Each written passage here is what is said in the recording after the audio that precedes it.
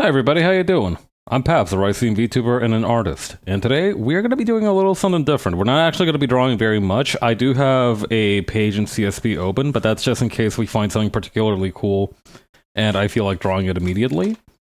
But the focus of today's stream will actually be gathering some materials from a neat new website that I've heard of. Shout out to Jupiter for retweeting this and helping me uncover its existence. It's called... Wait until I find the source. There we go. The Public Domain Image Archive. So this is a website that is, I think, sponsored? Not sponsored might not be the word. Supported by a different website called the Public Domain something or other review. Let me hop on my Twitter real quick to. I'm temporarily muting the source for the website because I fear that whatever kick Thed is on is going to contaminate the timeline and reflect partly upon myself. All right, here we go. So this is from a place called the Public Domain Review. And what they do is that they seem to... I mean, the name seems pretty self-explanatory. They just go around posting pictures. Rebus-style Buddhist texts were made for illiterate people. Each picture, when sounded out in Japanese, would approximate the classical Chinese syllables in which the sutra or hymn could be recited. Oh, that's cool. We were learning about rebuses very recently on a different stream, I believe. So that's interesting.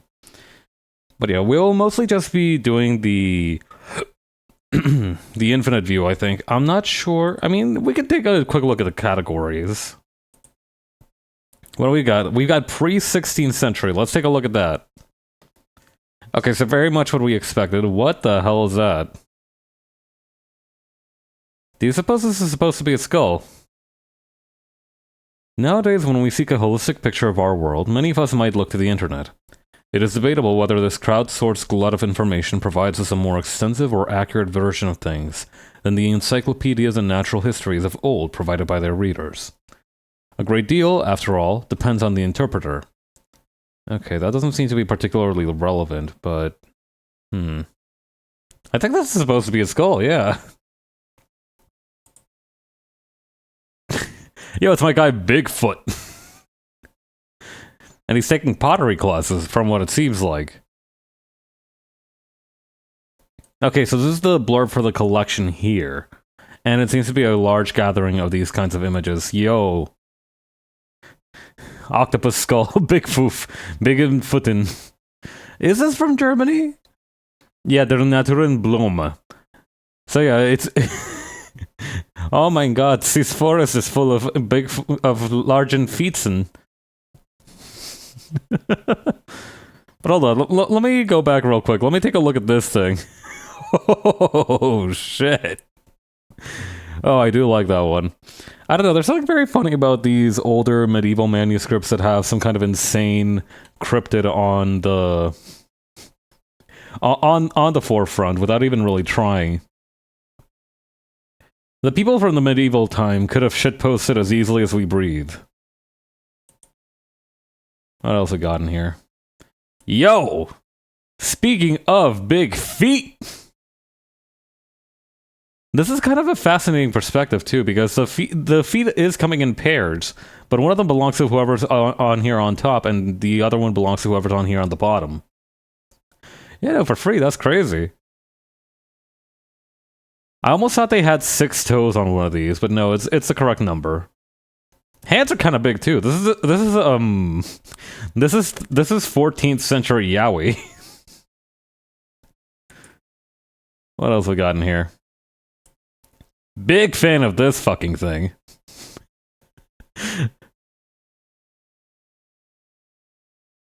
God, look at that. Imagine you found this wandering the beach.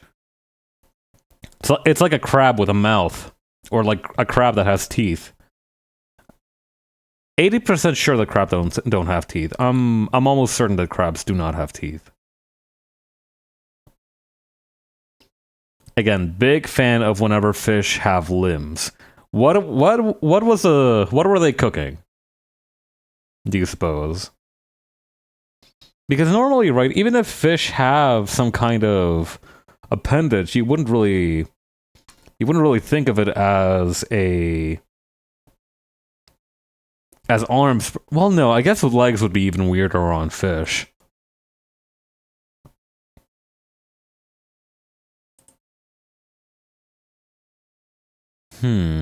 This is supposed to be a bat, I think.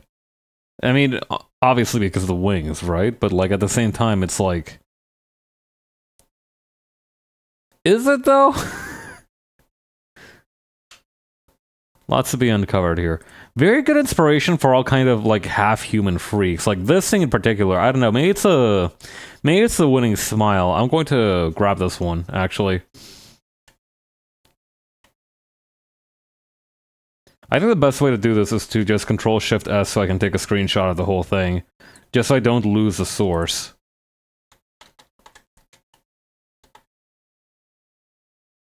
But yeah. I don't know, this guy seems relatively chill, yeah. Like, I feel like this is the kind of person who would definitely spot you for food if you had forgotten your wallet at home or something.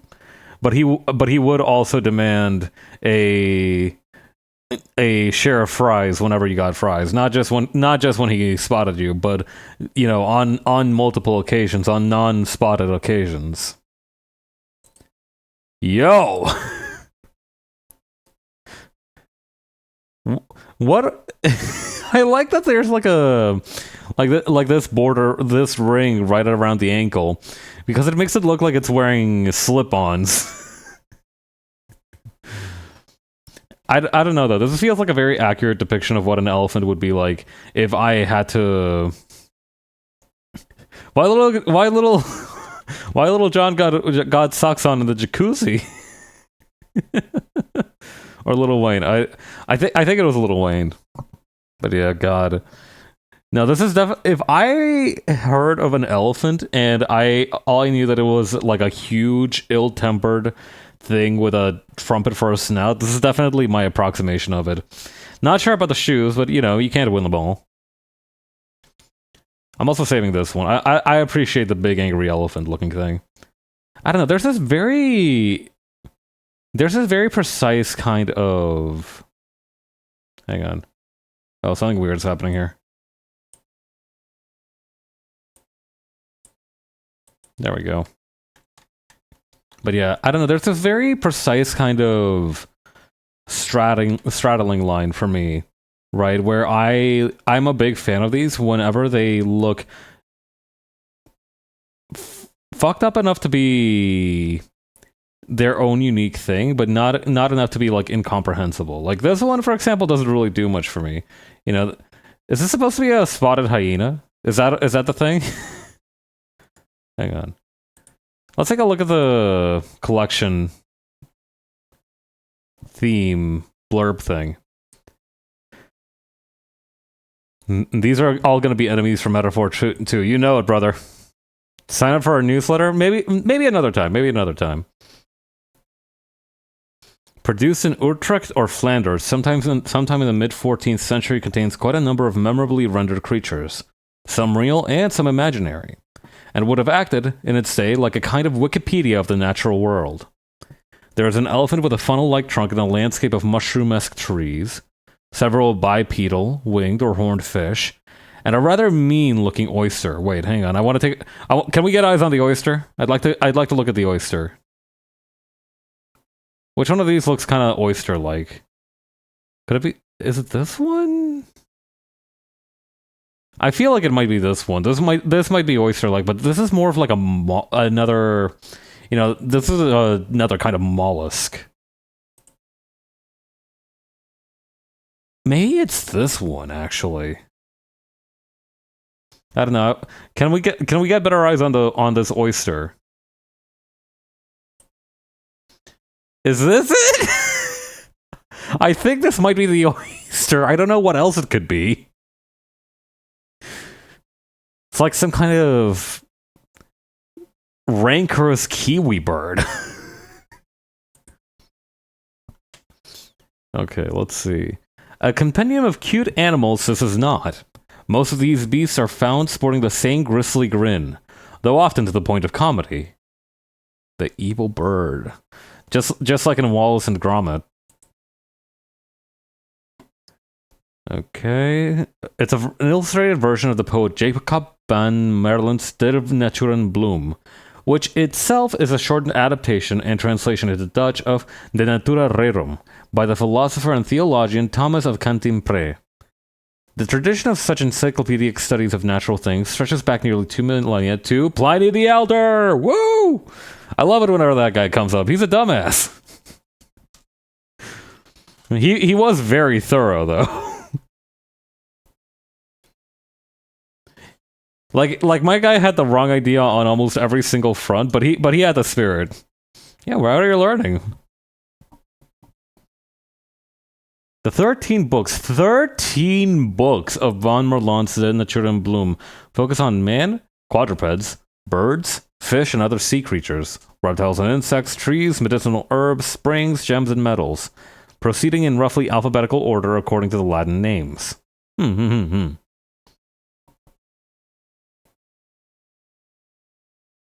yeah, some of our favorites from the manuscript. A lot of people with their wangs out. This thing's just straight up eating its own balls. What's up with that?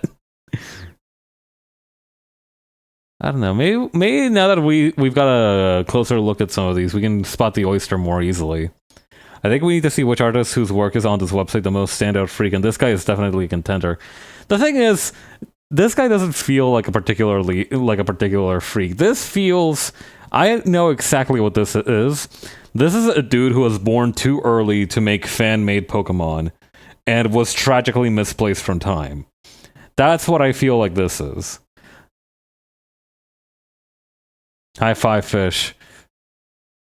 Hang on. I got an idea for how to do this. Copy image.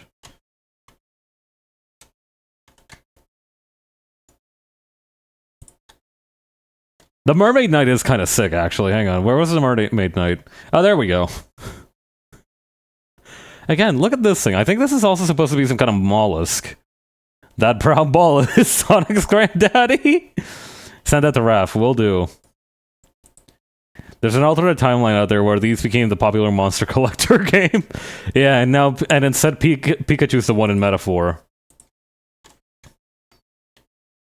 Hang on, this is saving as a very weird file. It's an AVIF. Yeah, we still have time.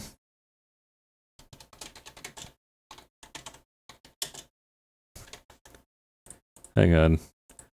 How do we... Is there a way to get... No, okay, we can zoom in really, really close here. Like, I didn't even notice the shield had a face on it, but now we've got this shit blown up.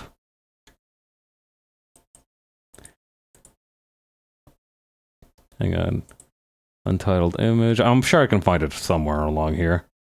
New emote. Yeah, just make that into the sun's goofy grin and we've cut ourselves a deal. Alright.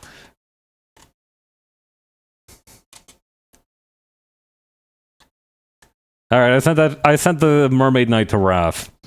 We had another goal, though. I did have another idea real quick. I'm gonna take you away from the web browser. I'm gonna take you away from the land of whimsy. Check this shit out.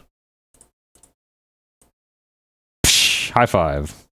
Actually, no, wait. Hang on. Raph just sent me back a message that says, me at Miami Beach. Real.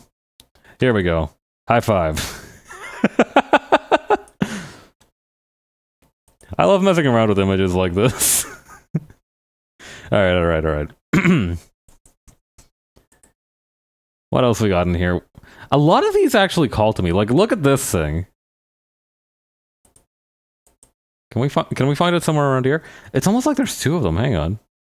Is that the only one of its... No, it does look like there's two of them. Hang on. This looks like... You know how, like, in Yu-Gi-Oh! Cards sometimes they have two cards that have, like, a shared storyline between them? This is kind of like that. This is like this thing returning to its nest.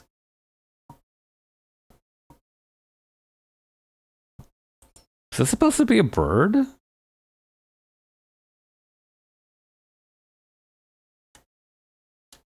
Spooky. But yeah, no, you're going in the collection, I fear. Bro was making card game art way back in the day. If we can have Death of the Reprobate and Incluminati Pentiment, we can have a throwback many centuries monster collector. God. I have heard a lot of good things about Pentiment. I haven't had a chance to check it out just yet, though. What other strange beasties can we avail ourselves to? This is just a blanket. Hang on.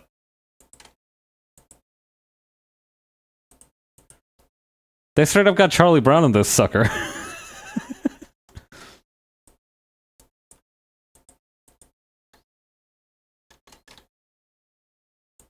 What else we got in here? Ooh, this eel is biting a dude. Sucks to be that guy. I like how even the bugs have faces.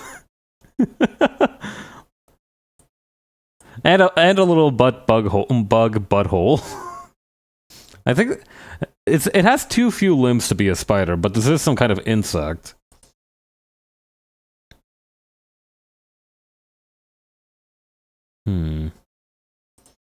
This thing looks kind of rad. It's like it's got a wall of teeth inside of it. Is this supposed to be a squid? I'm asking because of the shape of the tail. Like that looks vaguely squid-like, squid-esque. But yeah, no, because all of them have very similar looking borders, this does almost look like a collectible card game. This guy is not having a great time, it feels like. He's got the head of some kind of Dr. Seuss creature. Some real good creatures out here. Making a quilt out of these. That would be kind of awesome, actually. Having a quilt full of, like, a natural history record, but it's all, like, outdated information would be the kind of thing that, like, your grandchildren would fight to inherit over the years. The mongoose. This thing is fucking terrifying. Why does it have teeth? Why are its eyes bloodshot and filled with murderous intent?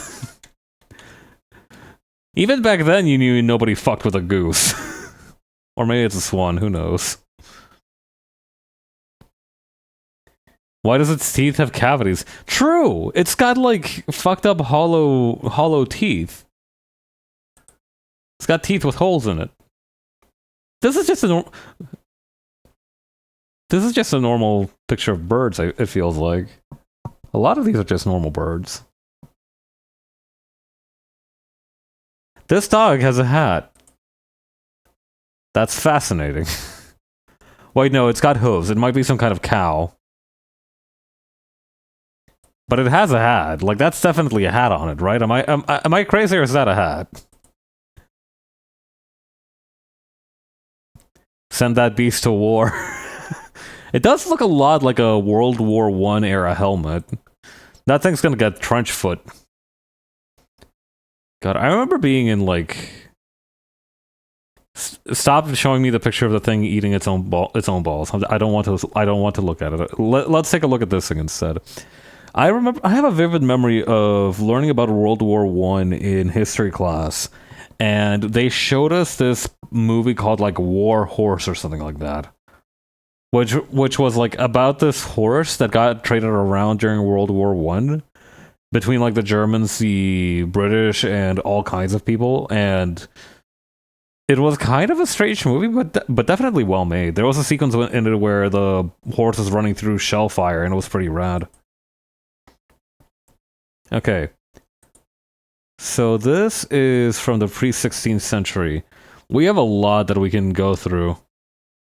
This guy's... Tradition und Naturbeobachtung in den Illustrationen medizinischer Handschriften und Frühdruck vornehmlich des 15. Jahrhunderts. Yeah, that shit looks like it hundreds. Oh, this one's so whimsical. Hang on. Let's take a look at this one. Bro, the Sonic's grandpappy. Yeah, he threw down with that weird looking mollusk thing that we saw earlier, the sea-bound kiwi bird. Actually, I do feel pretty confident in saying that this is supposed to be some kind of marine animal, because if you take a look, a lot of these have... A lot of the more ground or air-based animals have some kind of grass or trees on the bottom, but all the fish or aquatic animals have this kind of... Well, this one's some kind of freak of nature who can walk on land. But all of these have this kind of like wave pattern beneath them, perhaps alluding to...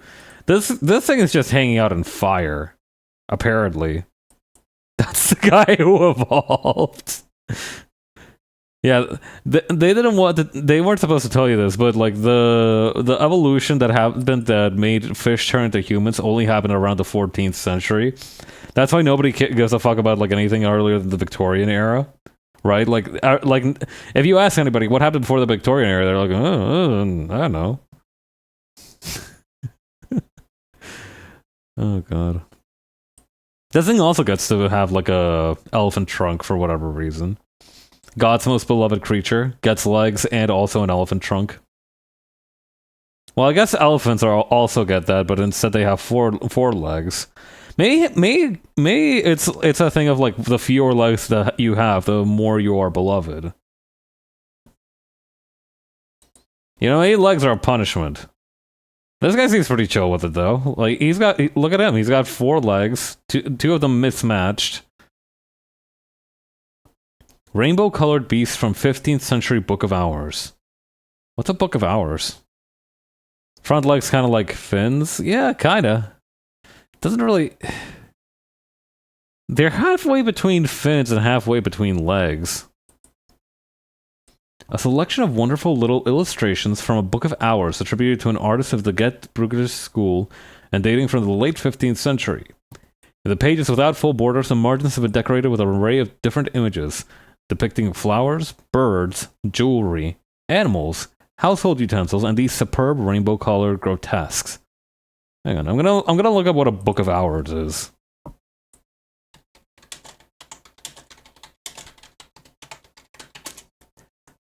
Yeah, I'm the Rainbow Beast guy. Hang on, let's take a look here. Book of Hours. The Book of Hours, or in Latin, Orae, are Christian prayer books which were used to pray the canonical hours. Ah, mira tú. Feels weird that the Book of Hours would be decorated with these whimsical creatures instead of Christian imagery, but hey, you know, you take what you can get. This one isn't even a fancy creature. This is straight up a dog, as far as I can tell. That's a normal dog next to this entire roster of freaks. Like, look at this thing. Bipedal, has a tail that curls around itself, and it's wearing a messed up bolo tie. This thing's gonna go far in life, for real. Yeah, no, these are very colorful. I do like the use of color on these guys.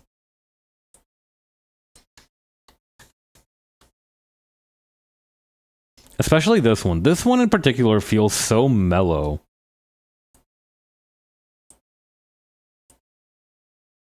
The beast that has a pleasant gradient to it. I don't like this guy, but I do appreciate him.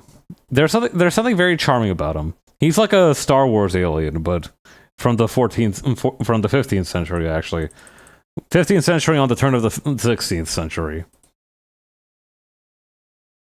Man, it feels weird that I'm not gonna get to live through another change in centuries. You know, assuming all things the same. I had my chance. But I was too busy being, like, less than a year old to seize it.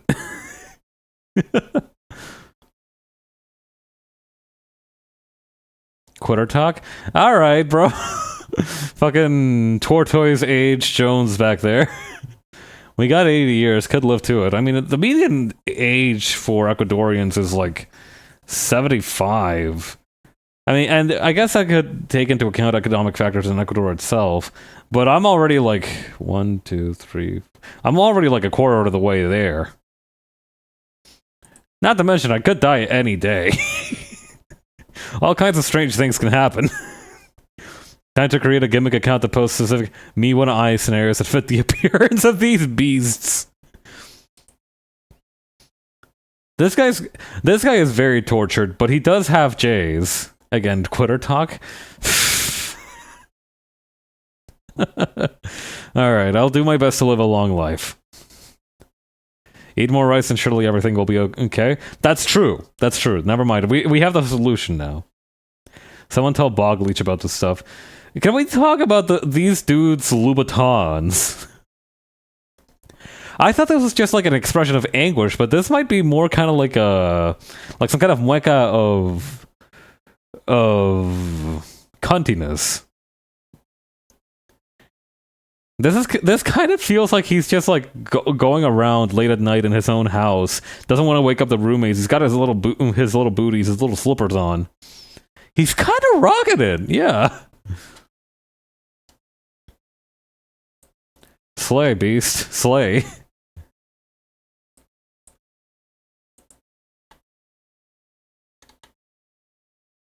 All right, what other ones that we have around here? What's this one about? Dante and Beatrice before the seven spheres of man. Oh, this is from that guy Dante Alighieri. Oh, this is a lot of Dante's Inferno, isn't it? Oh, that's pretty cool. The Heaven of Mars, which has like all these guys here. Heaven of Jupiter. The blues are really good. Dante's fan art of hell. I don't think Dante was the one who made these, unless he did. Okay, hang on. Dated between 1444 and 1450, the illuminations vary in style due to the fact that two separate artists worked on them, with the two sections of Inferno and Purgatorio being drawn by the lesser-known Priamo della... Hang on. By the lesser-known Priamo della Quercia, active 1426 to 1467, while the Paradiso section was illuminated by Giovanni di Paolo di Grazia, who contributed 61 illuminations in all. Whew. Light work for Giovanni. But yeah, these are choice selections. Oh, and these ones have captions too, actually. Hang on, this is perfect. Dante being rowed by Charon across the river Acheron from the closing lines of Canto 3. Cardinal sinners being punished. Right. Everything looks in order. These three are kind of samey. Are these in the Bolgias? Dante and Virgil entering the area devoted to simoniacs and magicians, while Dante speaks to the upside-down figure of Pope Nicholas III, with the figure of the true church in the center. Ah, mira tú.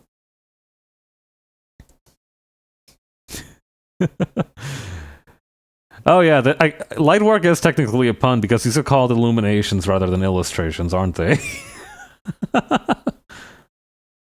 But yeah, no, really, really good blue. Such a rich shade of blue here. You know they had to grind up some kind of insane toxic chemical for this kind of color. Dante and Beatrice before the light. Dante and Beatrice before the seven spheres of man. Atop the Eagle of Justice is looking kind of... I don't think that would be comfortable to ride on top of, much less like this. Much less like this. Why? Well, you're stepping on the bird's faces. No wonder monks died at half the age of the other medieval folks. Yeah, I'm guessing having a diet restricted to just what you can grow in an area around a church. Well, no, actually, that would depend on kind of where you're at, wouldn't it? Because in a lot of cases, they actually had access to a lot of rich foods on account of the aforementioned simony. Yeah, that eagle is something, all right. This dude's just straight up on fire. I mean, the poisons of the paint and such. Yeah, that's true, but, well, I guess even if you did have a good diet, you wouldn't really be able to withstand the poisons of the paints to a significant extent. Yeah, the area would affect the diet, but again, I feel like a lot of the monks would have access to like a fairly substantial meal just because of the wait, pause. This is fire. Bored digging a grave, 13th century. Yo! My guy. This motley crew of anthropomorphic animals can be found adorning the lower margins of a finely illuminated Book of Hours. Oh, another Book of Hours. Yo, hang on. I almost don't want to spoil myself on the other ones. They can make a VTuber based off of this single image. That's right. Calliope Mori's Inosuke install. Whatever. Okay. Appearing throughout a section relaying the crucifixion of Christ, these horn-tooting, cymbal-beating, bier-bearing creatures are attending the funeral of Renard the Fox. It is fascinating to the extent of like syncretism that is present in like even European stuff, because like, you know, you see syncretism a lot being like, you know, like the canonification of death in Mexico, for example. But it's very interesting how, because Renard the Fox seems like a very non-Christian myth. Yeah, rest in peace, Renard. And it's really funny as well that it's like a section relaying the crucifixion of Christ, and they're out here mourning Renard. Like, I feel like Renard might not be the focus of the the topic of the book. Okay. This one's got a little less sauce to it. I am a big fan of these ones that are beating drums, though.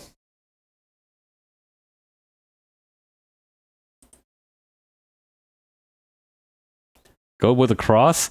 This one is very cool. And I think it's mostly because of the contrast of the ordinary paints with the metallic paint of the cross. I'm a big fan of that. Is this an elf? Hang on, what is it holding? It's like a scepter. What's wrong with its feet? It looks like it's on some kind of weird rollerblade mechanism. Elephant as a pilgrim. Oh, these ones have captions. Nice. Actually, hang on. Do these other ones have captions? Even back then, they didn't feel like drawing feet sometimes. Yeah, 2 for 2 on weird ass elephants. This one looks kind of normal, though. I mean, the thing is, right? I think the more familiar the animal was, the more. Well, no, I take that back. Actually, I was gonna say the more familiar the animal was, the more like its real life depiction it would look like. But this goat has straight up like a human face on it.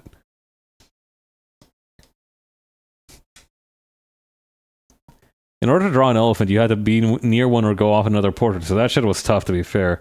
Yeah, that is why I'm leaning on the elephant, but, like, you know what a goat looks like. I mean, I know what a goat looks like. I see him every time I pass by a mirror. The chicken with the sensor, very cool. Chen to clear the cock, swinging a sensor. Oh, these are characters, I see. This guy would be a furry for sure with a goat soda. That goes without saying. What's this one about? Ape family mocking of human funerals? Question mark. Don't know about this one. All right. Okay. I like this one though. This one feels. This one feels much more fun. I especially like the blues to communicate the fur.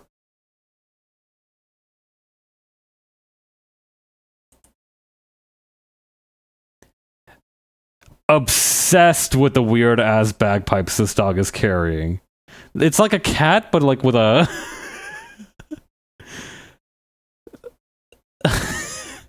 It's like a cat with tubes coming out of it. I'm taking this one with me. Hang on. These cherries from the Middle Ages or Renaissance are such a trip to look through. That shit ain't right. This is like this is like the ancient version of Korone and Hokkaido.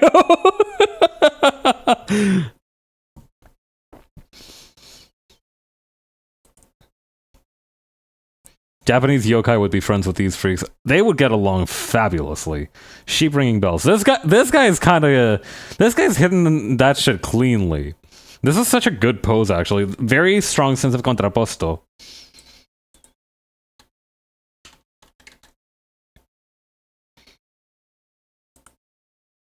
Oh yeah, and there's the dead Renard the Fox. Breckimer the Stag and Tibert the Cat carrying Renard the Fox's bier. Ah, so the bier is what they call funeral, like, palls back then. I see, I see.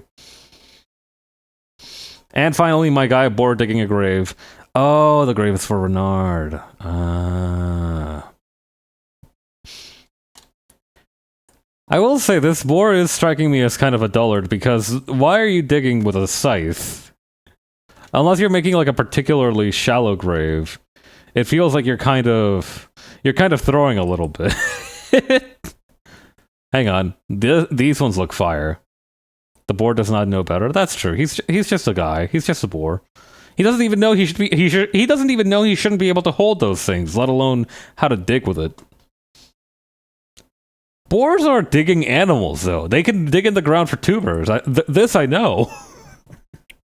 Why are you fucking around with the scythe, brother? You can dig! You know how to dig! Well, no, I guess rooting and digging are two different skills, right? Like, for rooting, you're just kind of exposing the roots and munching on whatever delicious branches and dendroids are down there. Dog, that shit is just a background for, like, an Italian comic book. I can see it in my mind. It does look super, super nice. This looks beautiful. I imagine with the mechanics of a boar's neck, they would have a more difficult time using a shovel.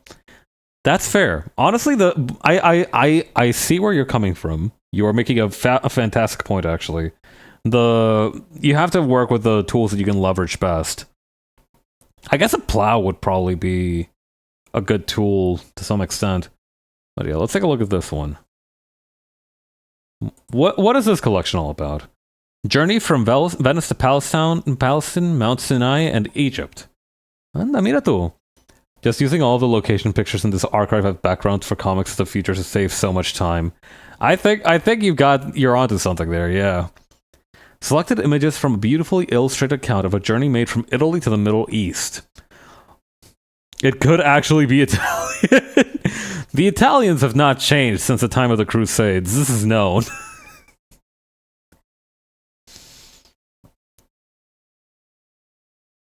Let's see.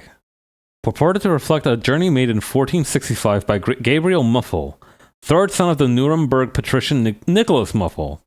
The travelogue is, however, merely a German translation of an account of a journey made more than a century earlier. This actual journey was undertaken by the Franciscan friar Niccolò da Poggibonsi, who visited the Holy Land in 1346-50, and wrote about his travels in the Italian book Libro de Oltramare. The book remained untranslated until Muffel got a hold of it, also supplying it with 147 miniatures, a selection of which are presented below. The confusion doesn't stop there. Muffel's account was then translated back into Italian, printed at Bologna in 1500. Originally, the author was anonymous, but the account was, in due course, recognized to be that of Niccolò da Poggibonsi, though it was not realized that it was in fact a translation of Muffel's translation of the original. This is so stupid. This Bologna 1500 printing enjoyed a huge success, with 26 editions being published before 1600. Whew. Good numbers, but plagiarism be damned. Muffel's getting sales up. But yeah, these are gorgeous. This one in particular is just beautiful.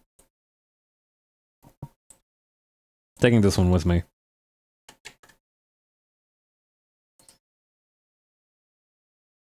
Alright. A hoofed bird with a horseshoe in its mouth. Must have been some random thing that the guy ran into on his journey to the Holy Land.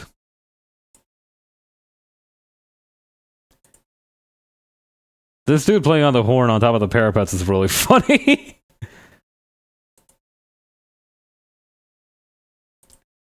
This one is really nice, though. I like that because Venice was a riverbound city. They chose to depict that by just literally they literally make it look like it's from Waterworld or from some kind of sea punk dystopia.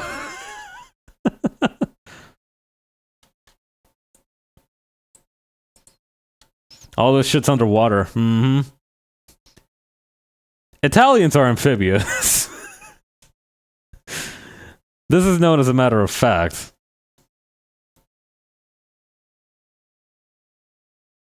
Yeah, this is scientifically recorded information. Hold on, this one's fire. What's this one? Yo.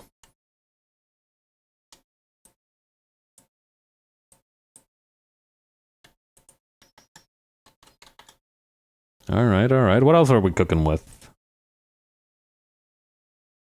This one is interesting. I think it's supposed to be depicting some kind of mausoleum because you can see here some kind of coffin-looking thing that looks suspiciously like a brick of butter, and also behind it a bunch of other little boxes.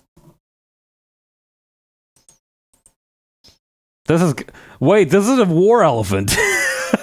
Holy shit. Wait, this is supposed to be a war elephant. This dude this is badass, actually. Because, yeah, this is an elephant, and this is supposed to be, like, one of those things where they were able to, like, put stuff on its back and just wander around. Look at this absolute gang of doofuses up here. Some dude with, like, a flail, a bardiche, a spear, a war scythe.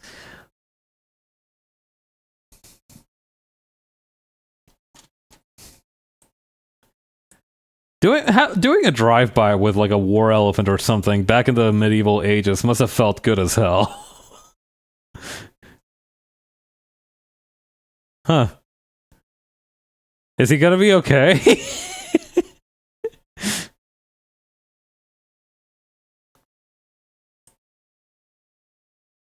Beaten to death with a hoe. What a way to what an end to a life. Wizard doing war elephant drive-by and you bring a mace? God. The one dude with a bow and arrow must be feeling real smug.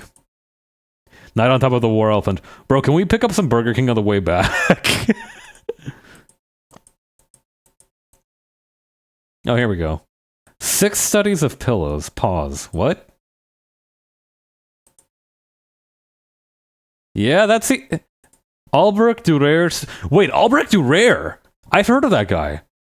No, wait. Albrecht Dürer is super good at cross-hatching, which you can see here. I think he made a very famous, I think it might have been a copper plating? A copper plate or something? Hang on. Albrecht Dürer, praying hands.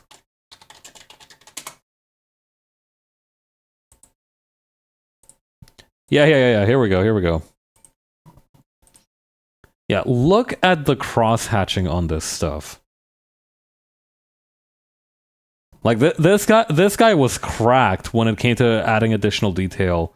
Like, just the way that it communicates the idea of veins with, like, just so few lines, right? So yeah, I don't give a fuck if it's 2 studies of pillows. I'm putting respect on this guy's name. In his early 20s, after years of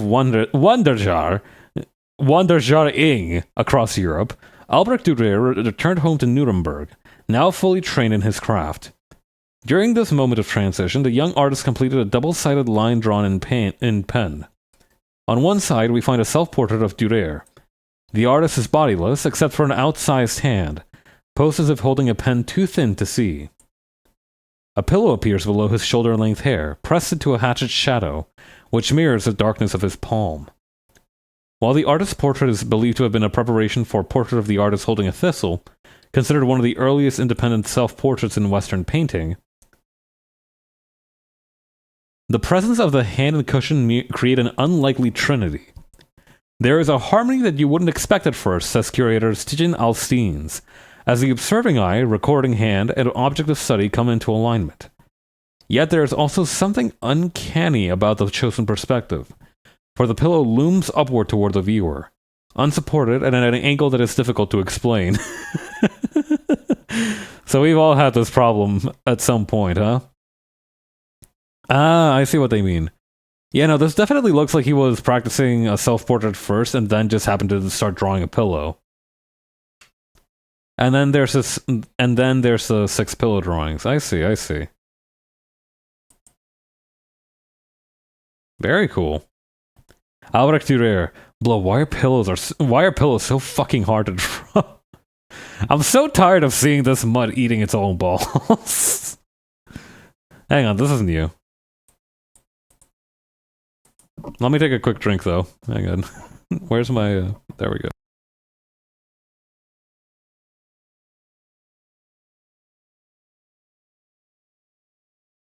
Alright. What's all this, then? Discussing the Mandrake and its transcendental magic, its doctrine and ritual. Tell me more. This shit is fire. Horny-ass mutt named Scooby-Doo. Yep, the very same. Yeah, it is a Mandrake. But tell me more about this transcendental magic book. I really like the depictions of the Mandrakes here. Discussing the Mandrake and his transcendental magic, its doctrine and ritual, the occultist magician and writer Eliphas Levi asked, "Is this root the umbilical vestige of our terrestrial origin?" We dare not seriously affirm it, but all the same, it is certain that man came out of the slime of the earth, and his first appearance must have been in the form of a rough sketch. The first men were, in this case, a family of gigantic, sensitive mandragores, animated by the sun, who rooted themselves up from the earth.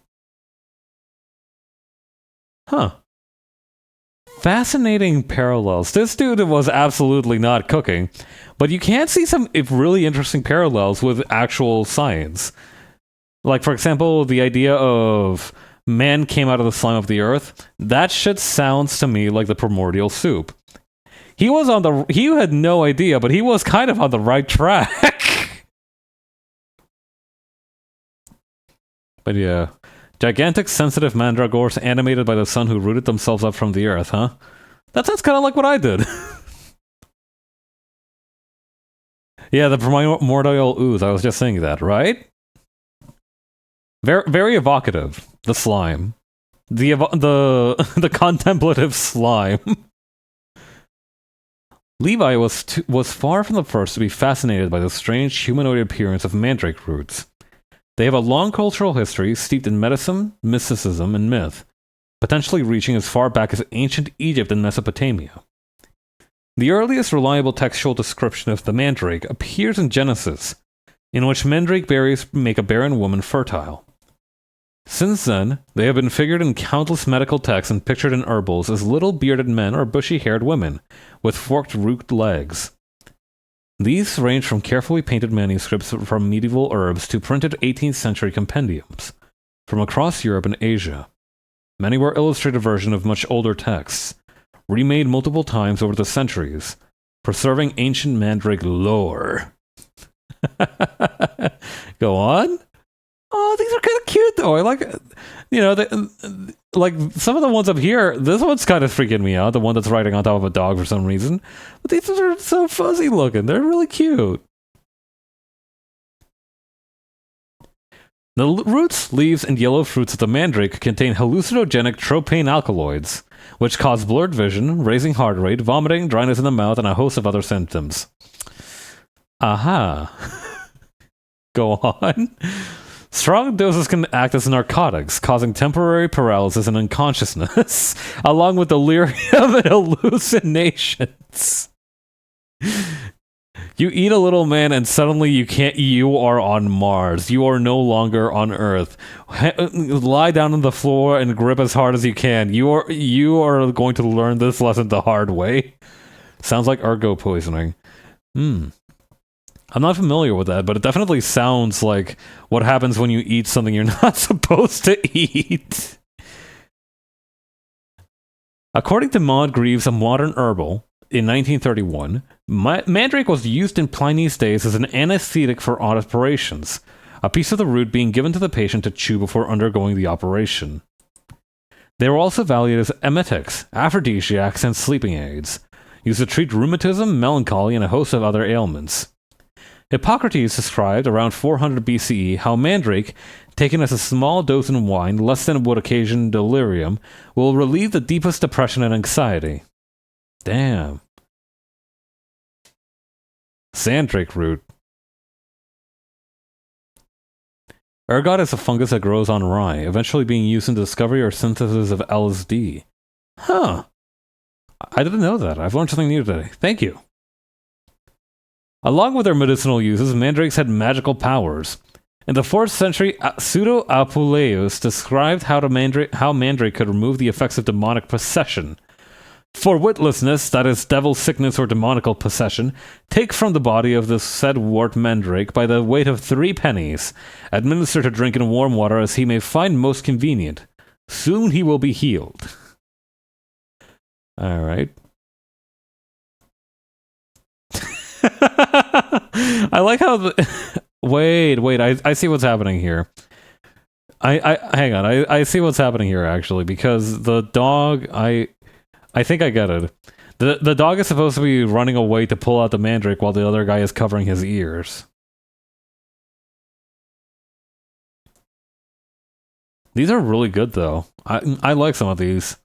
Not this one. This guy kind of looks like Weird Al.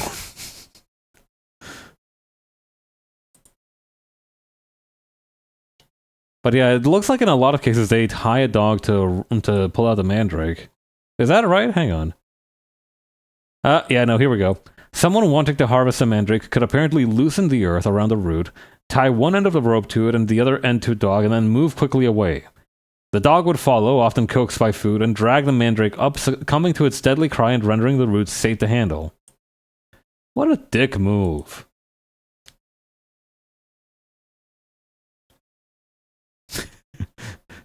Speed, I'm watching your stream right now. Why are you laughing, bro?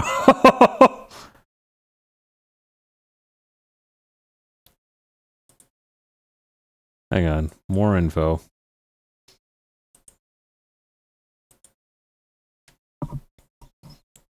That's crazy. Alright, what else? I'm a big fan... Oh, this is like a transformation. That's pretty fun. The warm shading on this one is really compelling to me for some reason. It is also fascinating that so many times the idea of the dog pulling out the mandrake root is shown. Oh yeah, here's someone just pulling it out normal style.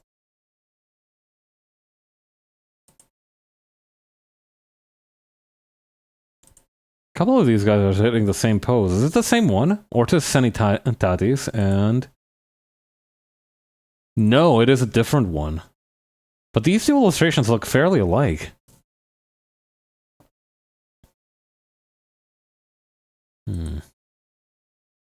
Well, that's a wiener. Alright, let's just grab this one and then we can head out to a... I think we've spent enough time mucking around in the medieval era. I think we're ready to move on to something more contemporary.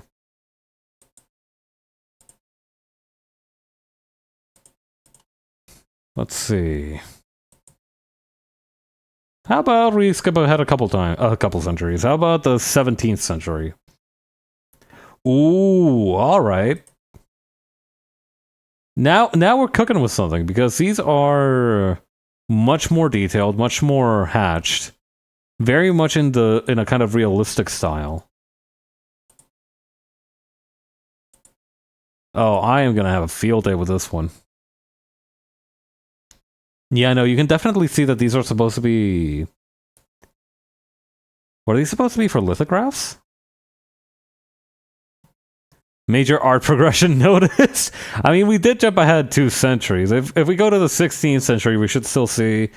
No, actually... Oh, that's John the Baptist's head on a silver plate. Russian cat? What part of it? Artist Anonymous. Is this a cat? This is some kind of animal. But yeah, no, even in the 16th century, you saw quite a bit of progression. Like, yo, yo. Wait, which version of John the Baptist had on the silver plate? By Jacob Cornelis van Unsatten. So a German one. King James version. They had cats you couldn't even fathom back then. That's fair, actually. We don't know what cats would have been like back in the day.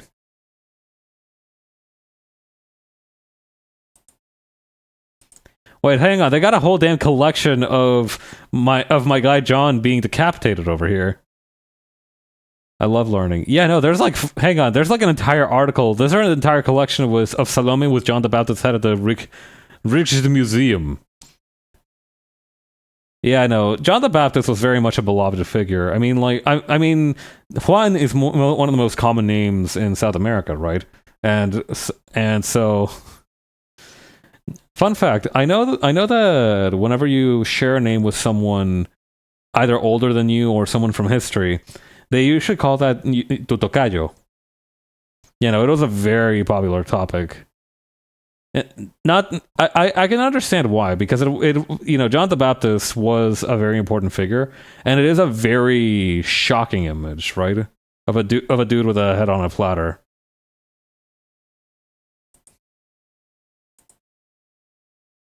Just call him senpai. I will not call him that. I think you're getting something mixed up, because like senpai just means somebody who is your senior. This is like somebody who is your senior and shares your name. You're getting me fucked up with my linguistics.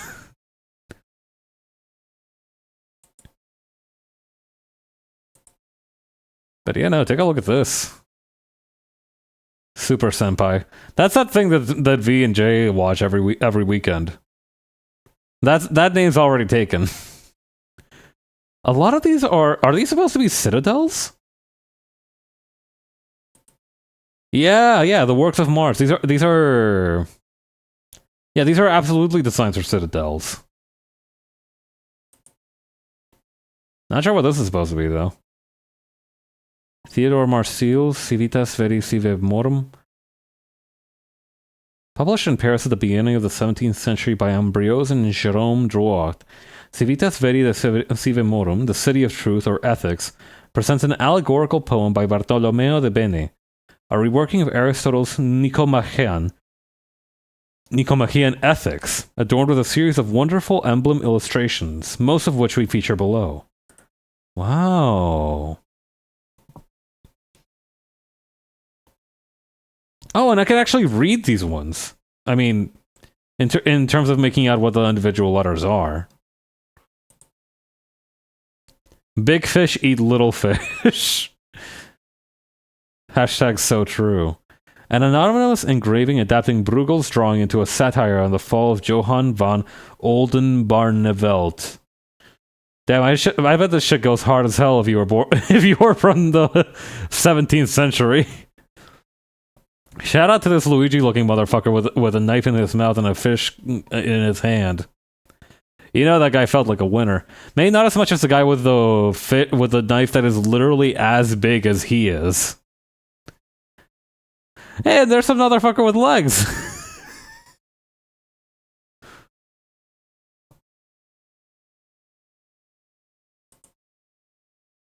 I love these super detailed letters that they do. Oh, it's a whole alphabet. Yo. Wait, do we have everything? Okay, so that's 1, 2, 3, 4, 5. This one doesn't seem familiar, but we'll count it. 1, 2, 3, 4, 5, 6. 2, 3, 4. Yes, no, so that should be 4 times 6, that's 24. So we almost have all of them. We have 25 letters in total. So, we come pretty close. Maybe this was supposed to be pulling double duty.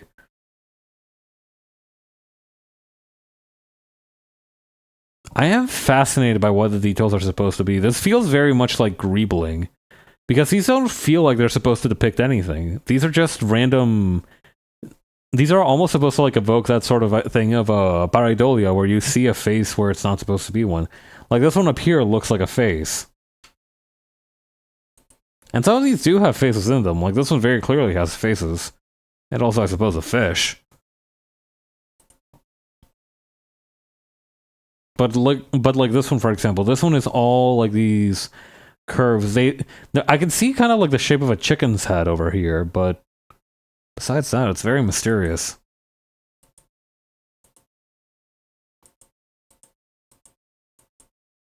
I can close a few of these. Let's not crowd the window too much. Oh, this one's interesting. Okay, let's read a little bit more about citadels. What is the peculiar appeal of military architecture? Whether Norman castle or Cold War concrete, there's a kind of sublimity that belongs to defensive design. It stems obviously from the massive scale of construction, and from the luxury of uncompromised execution that generous defense budgets afford. But there is also pleasure to be taken in the unornamented purity of style structures that have been built solely for practical ends. 17th century French military engineer Alain Menesson Mallet. Born in Paris in 1630, Menesson studied mathematics before becoming a soldier. In 1663, he was posted to Alentejo as an army engineer in the service of Portuguese King Alfonso VI, where he fortified Chateau until the Treaty of Lisbon in 1668. Okay. He recorded his military ideals in a highly successful manual, The Works of Mars, or The Art of War. Plagiarist. Bro thinks he's Sun Tzu. A year later came German and Dutch editions of the sources of the images above, even though France was by then at war with the Netherlands. That's really funny, actually. The Dutch took this manual and were like, "Yeah, no, we're just gonna cop this real quick. Don't worry about all the guys that were handing muskets and spears to. By the way, don't even worry about those guys. They're not gonna be. This is not foreshadowing." I see. The strongly geometric structures that emerged as a response to the introduction of gunpowder-operated firepower and drifted slowly north from Italian city-states to the trading cities in northern Europe. Menesson even included diagrams showing how to generate the optimum angles of the bastions from a pure circle using geometry alone. Wow.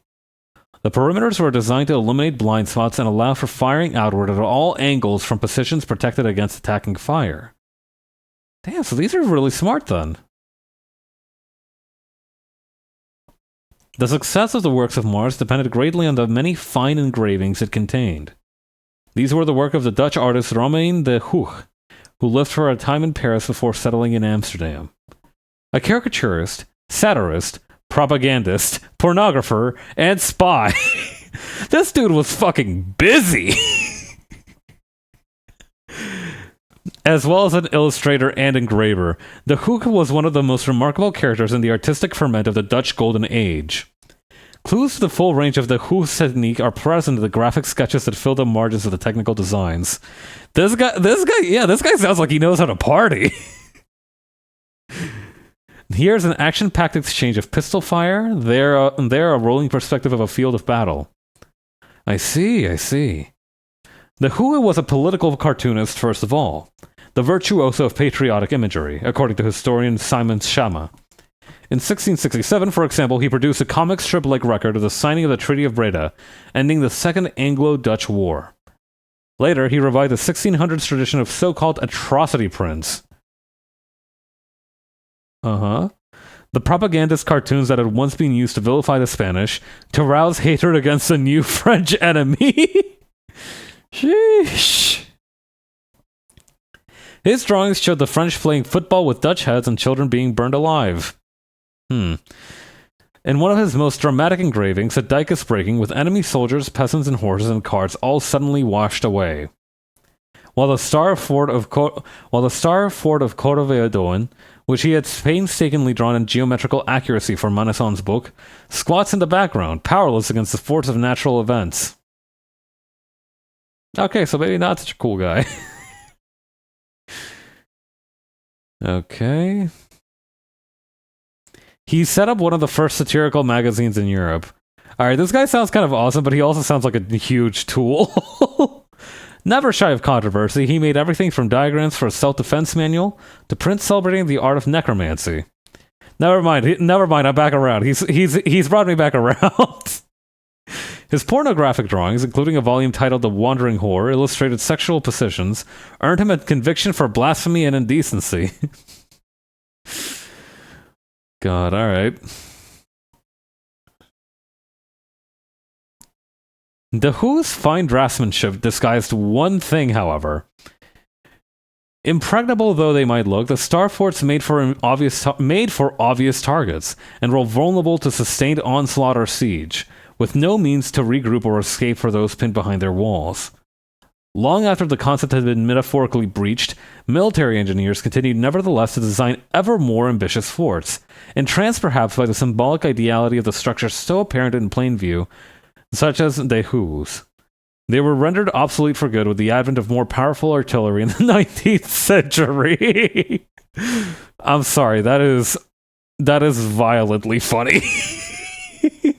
This dude got caught up in making sick fortresses that he forgot that they could get sieged.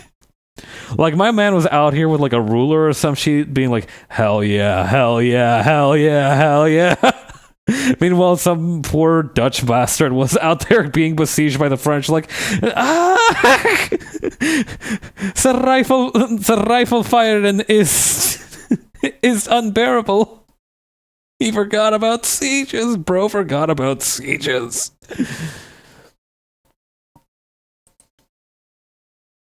This one's kind of cool, though. I like that this one's broken up by a dam. Yeah, no. Once I read about the citadel that's over in Halifax, near to the east coast of Canada, and it has a very similar design to this. Hang on, let me see if I can pull up a picture to it. I remember I was on tour there once.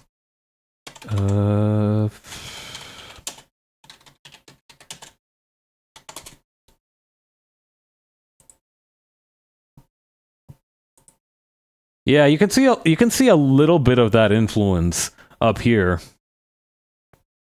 But yeah, no, there's a city near the east coast of Canada that has like a fucking fortress right up there in the top of a really tall hill, and they fire a cannon out of it at noon every day. It's kind of awesome, actually. He wasn't iron within, iron without. These are really good, though. I especially like the fact that you can see small bits and pieces of detail here. Like, you can see that there's a couple of cannons over here. Really fun geometric shapes. Again, not very good for sieging, though.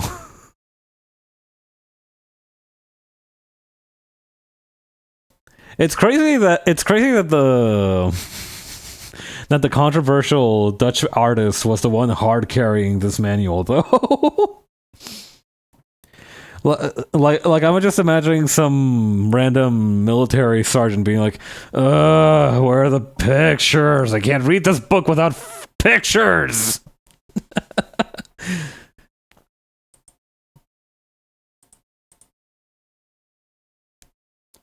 But yeah, can we talk a little bit more about this one? What's this one about?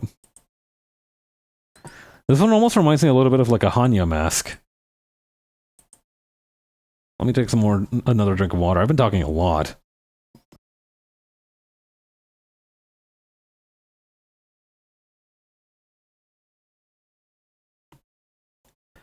Let's see. Flemish mask designs in the grotesque style. Oh. Oh. Well. Yeah, those are pretty grotesque, actually. This one's kind of fun, though. I like this one. This one seems... This seems like... The strange clockwork mechanisms behind it aside, this one almost reminds me a little bit of like a Dragon Ball character with like the wide, googly eyes and the mellow face. Some of these are really bad, though. Like, I don't like what this guy's got going on.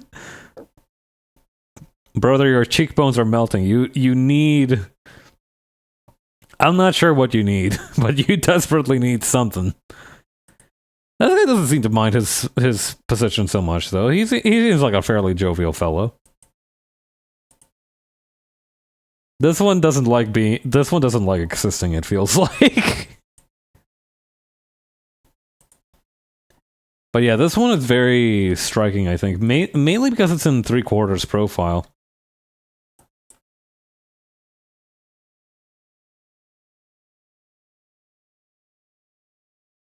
Alright, copy that. I'll take this guy too.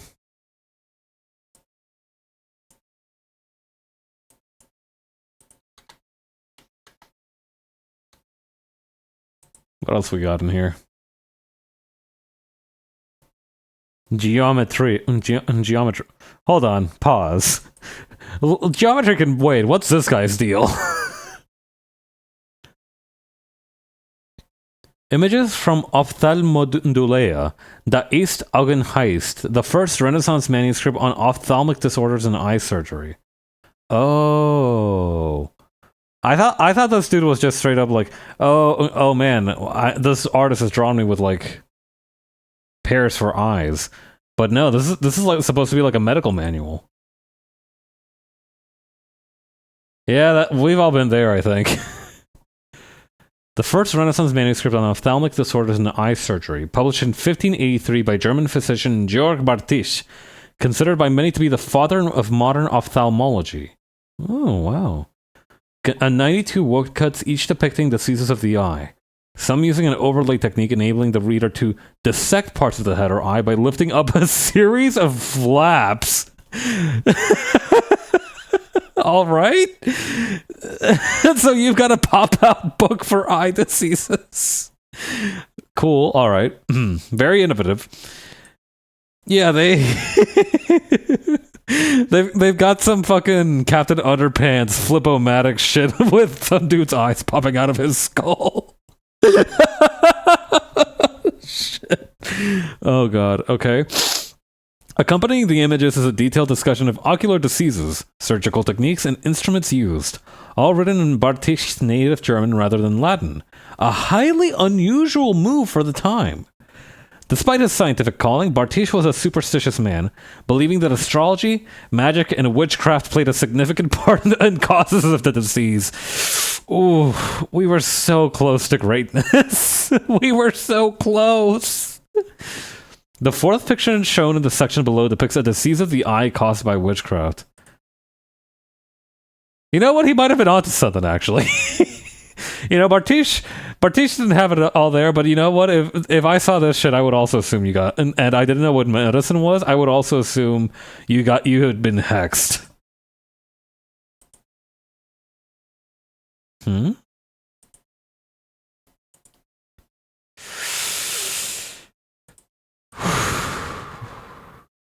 This guy's wearing a lucha mask. Oh, that's okay. That's the. You know what? Maybe we don't look so deeply into some of these. These are a little bit disturbing. Not this guy, though. This guy seems like a pleasant fella. I'm gonna grab all three of these, actually. This almost seems like see no evil, hear no evil, etc.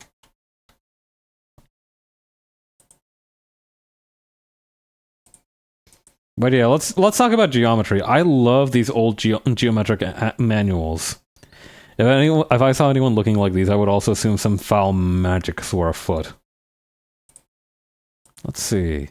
I reunite architecture and perspective. Here's Vogel's Geometria. Oh, they got a little owl on there and everything. One theory about wormholes. One theory about wormholes, so speculative cosmological structures that tunnel between distant points in a universe, hold that space-time can be folded like a piece of paper, bringing the near and far into proximity.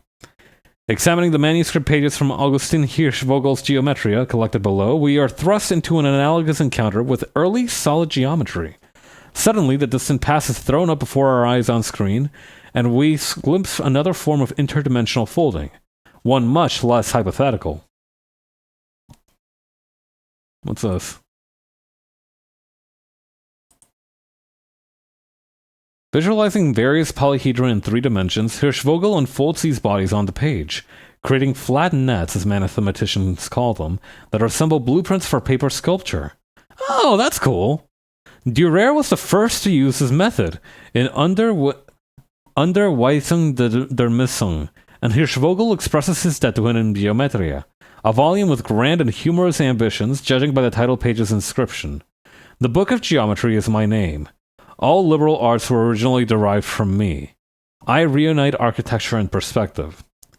Kind of bars, actually. Standing on his master's shoulders, Hirschvogel drew an Archimedean solid that Dürer's hands never touched. The rhombicosidodecahedron, which has 30 square faces, 20 triangular faces, 12 pentagonal faces, 60 vertices, and more than 100 edges. Just make a ball at that point. What is wrong with you? Hirschvogel was evidently proud of this accomplishment. You're just adding shapes. You're just adding shapes. Well, no, I guess it is much more impressive in this. I guess it's much more impressive in this time period because it's not like you had like, yeah, that's a shape, all right. Because like you couldn't just count on some whatever fucked up Spider's Jorg number of vertices shape existing. You just had to invent new shapes. It adorns his title page too, refashioned as a perch for an owl, the ancient avian symbol for wisdom. Here, mobbed by lesser birds, perhaps enemies of knowledge. This guy's a little bit full of himself, but it sounds like he earned it. When not drawing shapes, Hirschvogel made solid objects, specifically Tyrolese owl jugs, or some scholars have conjectured, which may have been awarded for feats involving archery or drunkenness. So this guy got smashed, loved owls, and drew shapes. What an insane life. You couldn't live that way today.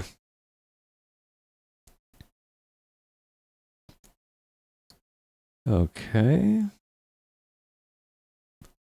In ancient Greek geometry, the Platonic solids were connected to the foundational elements of matter: earth, water, and fire. Archery or drunkenness. Hopefully not at the same time. Can't live like that today because of woke. It's a crime, I tell you.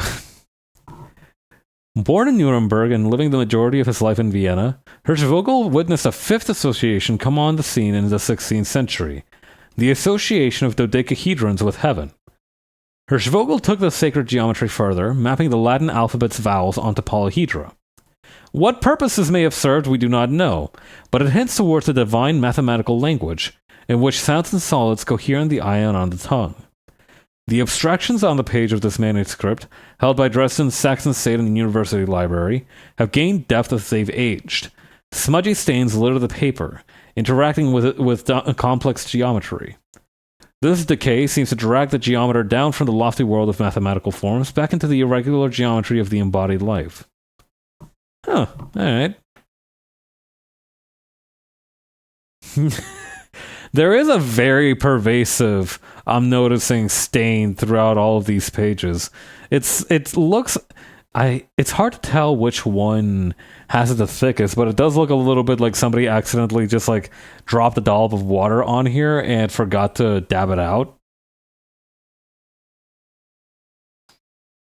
I don't know why. I really like these illustrations of shapes with all these different little lines and everything. There's something to me that is very pleasing about them. Oh yeah, that's the stuff. This is that shape that he made up that had like 5 syllables in its name. Oh, and here we can see the nets that we were talking about earlier here. Hey, here's the D20, I think. Here's how to make a cube, right? I remember these. Yeah, I remember somebody once mixed that Vocaloid song "Lag Train" with that video of Journey into Shapes and Angles that showed like how you could calculate different angles and triangles, and I remember being very much mesmerized by it.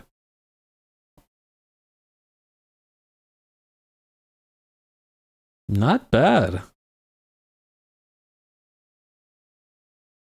I think more than anything, I respect these because they take so much precision to draw. Like this dude was out here drawing basically perfect circles.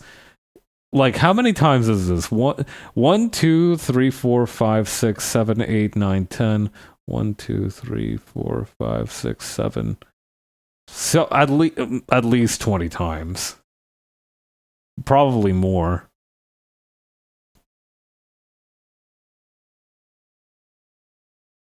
Very cool. Man, this guy and the fortress guy would have gotten along fabulously. I don't know why. I like this one that has a triangle on top of a square.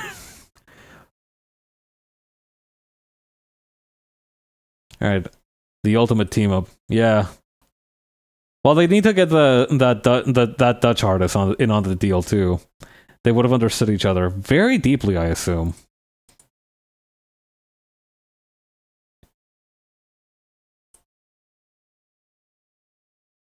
Damn, Scorpio for a dick, huh? That's rough, buddy. A woodcut recreation of an image by A.G. de Brocar, 1495 in Johannes de Catam's Libro de Medicina. The Zodiac Man. If you've read the broadsheets, tabloids, or periodicals, you may have noticed a recent trend. Why are millennials so into astrology? Speak for yourself. Blurb. The Guardian found the issue compelling enough to publish 2 different articles on the subject 3 days apart. A year later, the New Yorker featured an expose on millennials who see no contradiction between using astrology and believing in science. And New York Post wrote that millennials are flocking to astrology, failing to note its own horoscope section. Even Financial Times could not help commenting on stargazing's strange rebirth. Humans often look to the stars in times of uncertainty, and the stars, in a tradition of illustrations known as Homo Signorum, or, more popularly, the Zodiac Man, have exerted a strange pull on the human form. In this genre of images, artists feature zodiac symbols alongside or atop the parts of the body they were thought to influence, sometimes even pictured as being attached by ropes. In one version, pictured above, from a 15th century English folding almanac written in Latin, we see a Christ-like figure overcome by animal and allegorical sins. He stands on the fish of Pisces, the crab of Cancer scuttles up his chest, and Gemini twins weigh down the arms. In place of a halo, the goat and bull, Capricorn and Taurus, float above his head with dopey expressions.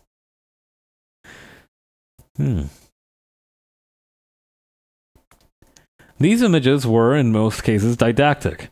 Surgery had to be timed for when the stars were well aligned, or at least not in opposition to the body part undergoing treatment. To alleviate headaches in the 17th century England, for instance, bloodletting was avoided when the moon was in Aries, since this sign governed the head and face. Bloodletting to alleviate your headache, huh? Sheesh.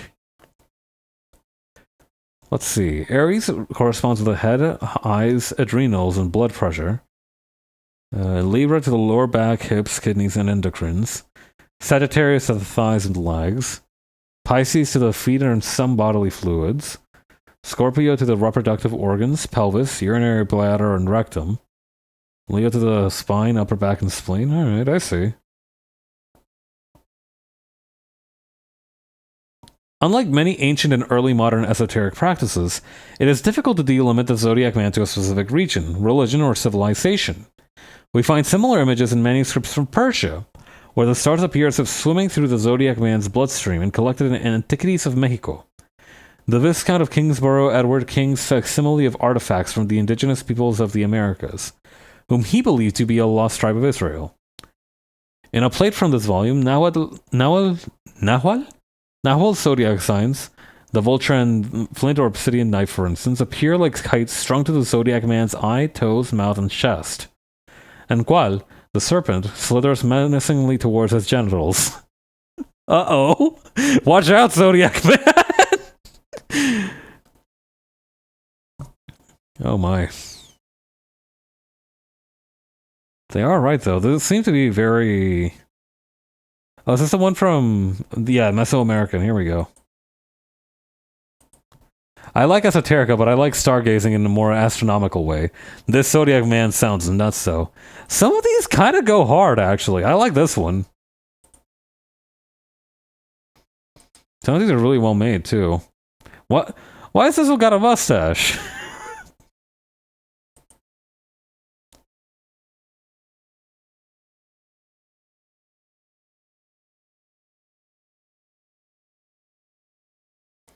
Oh, they got my brother over here fucked all the way up. Deer in the mouth and multiple guys jumping around in there causing trouble.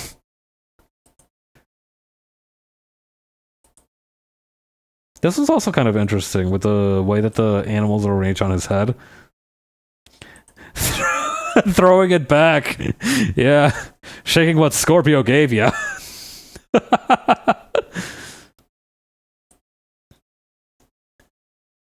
The anatomy of man's body is governed by 12 constellations.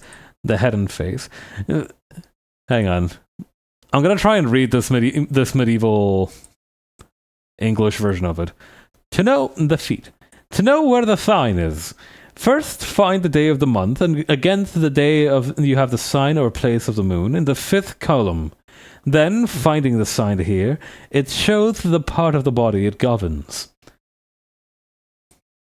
That was actually pretty easy. That was absolutely not the worst chopped up English, Old English that I've had to read. This was back in the day when they wrote Almanac with a K. Poor Richard's Almanac. Wait! Hang on. Pause. I just had a synapse connection. I've heard of Poor Richard's Almanac before. Yes! Poor Richard's Almanac, sometimes Almanac, was a yearly almanac published by none other than Benjamin Franklin, who adopted the pseudonym Poor Richard or Richard Saunders. Motherfucking Benjamin Franklin was the one who published this picture. Yeah, it was Ben Franklin. Holy shit. I listened to a podcast episode about Benjamin Franklin recently. That guy was a real pervert for electricity.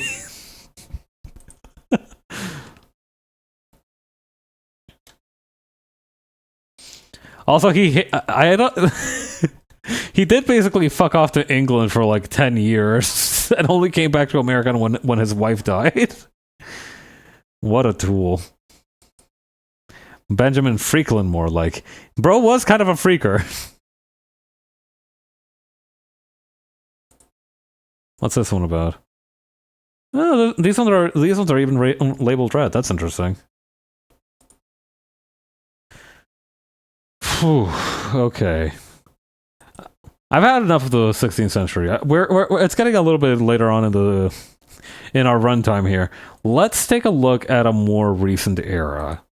How about the 20th century? This is so cute, though, actually. Hang on. Do we have more? Oh, hell yeah! My guy's got that shit on! Hang on. Let me pop this open in a different tab. Hang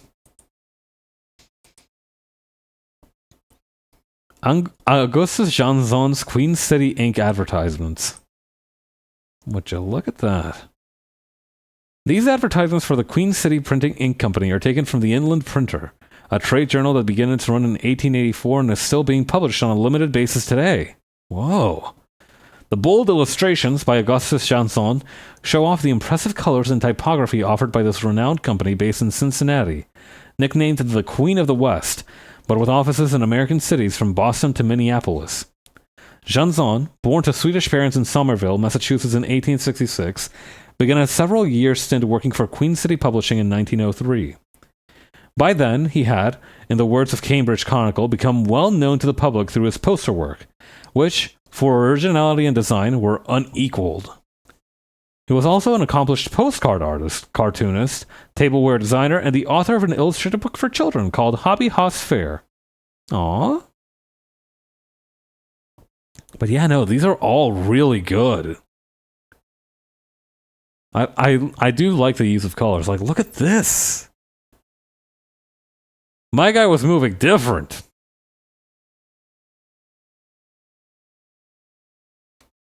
Very distinctive style of face, too, I notice. You know, nowadays you see that a lot where an artist is hired because they have a distinctive style. But yeah, you take a look at these guys and you're like, yeah, that's Dan Zon's work.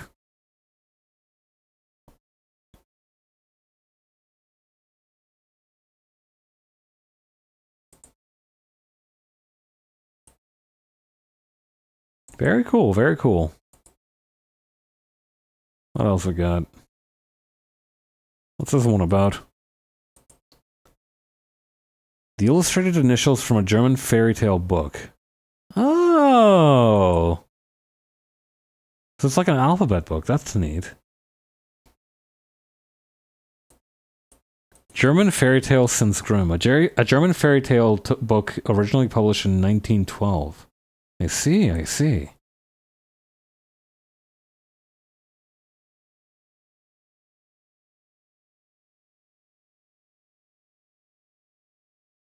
From Weird Islands.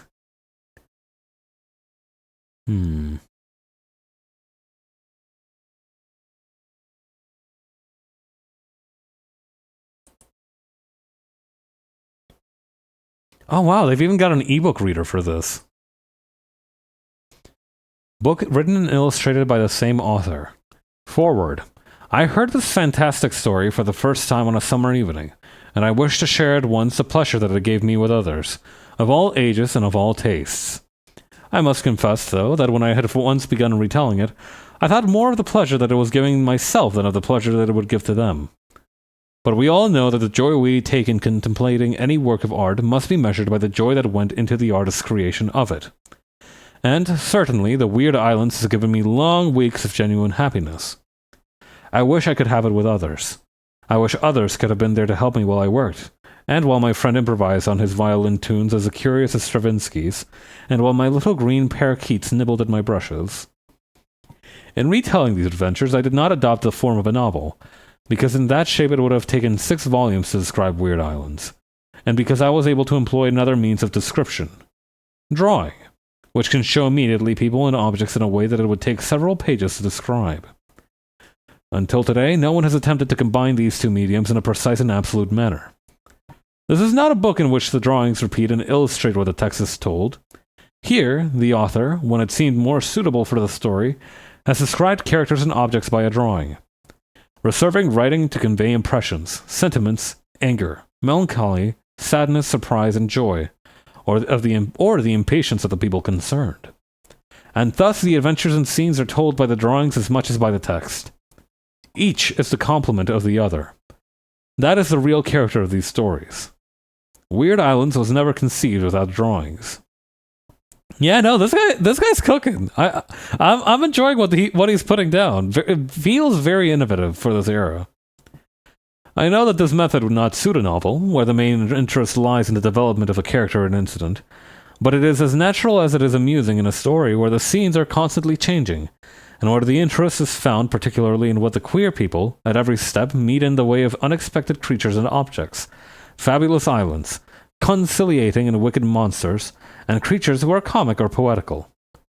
I had to show the 10 travelers whose voyage had been recounted to me, to show their costumes, their faces and their weapons, and their musical instruments. And so I drew 10 faithful portraits, since psychology was not concerned, nor symbolism, nor allegory, nor philosophy. When one of the people met a strange animal, or the Silent Island, or the Island of Long Women, or cannibals, or the building Cyclops, I have made drawings of these things and these creatures instead of giving a long description of them. It is a legitimate method. Can we not imagine Aesop telling his fables with drawings as well as words? Apuleius tracing on his tablet images of his metamorphoses? Mondeville recounting his voyages with manuscripts covered with sketches? The interest invoked by such a book is not easily exhausted. It is not necessary to read it again to derive pleasure from it. It is enough to turn the pages. The images impress themselves on the memory. Weird Islands is not, of course, perfect of its kind. Perfect, that is, in comparison with what it might be. With that ideal book which would be like a familiar room full of souvenirs, curious and strange and tender. Souvenirs and portraits that one could look at and touch at leisure. Souvenirs and portraits that, touched or looked upon, would evoke memories or emotions, pleasures and curiosities. Souvenirs and portraits which each time I saw them would reveal their mystery a little more. Wow. So this is a lot like... It's a lot like those kinds of books made for young children where they have pictures interspersed. This... I love this section here that is very violently in all caps. The blue boat at the quay. The boatman ties planks on his feet. He falls into the water. Each of the musicians play his favorite piece altogether. The police boat is upset. The musicians do not hear the signals. They think the voyage is mad and disorderly.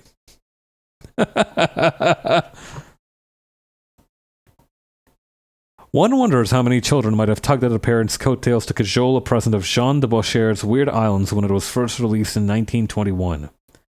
A glance at any of its 120 illustrations, all done by the author himself, would surely have scared off all but the most intrepid young readers. The carpenter, an unnaturally tall, blue top-hatted androgynous character in yellow bell-bottoms with folding insect-shaped airplanes strapped to his back, he'd do numbers on Tumblr, joins a motley troupe of 9 musicians, including Bing, taller still than the carpenter, his face covered by a hawkish black harlequin mask, Peter, a fly-voiced fiddle player with spidery fingers, and Melinda, a selfish girl oblivious to everything and everyone but her own whims, for an outgoing upon the Thames and their blue boat. These guys could make a one-piece pirate crew. Uniformly incompetent and absent-minded. All have crooked postures, slightly misshapen limbs, faces like porcelain dolls, absurd arabesque costumes, and an air of vaporous unreality. These are not people who are locked in.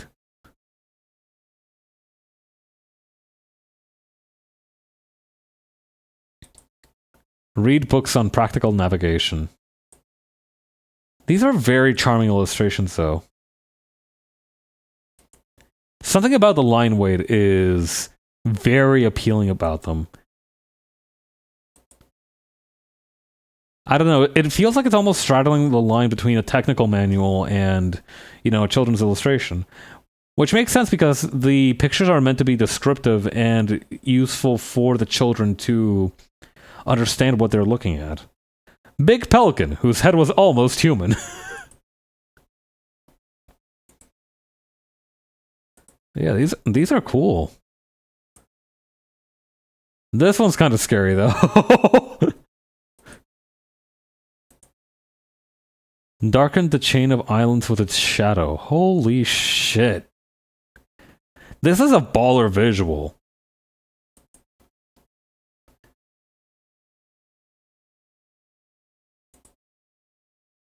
That's not how turtles work normally, I don't think.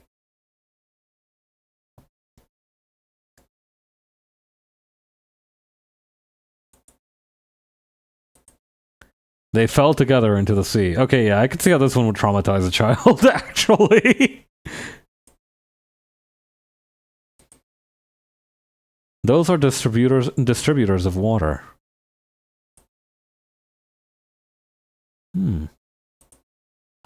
Strange-looking creatures. In that they look strange, or they are strange-looking?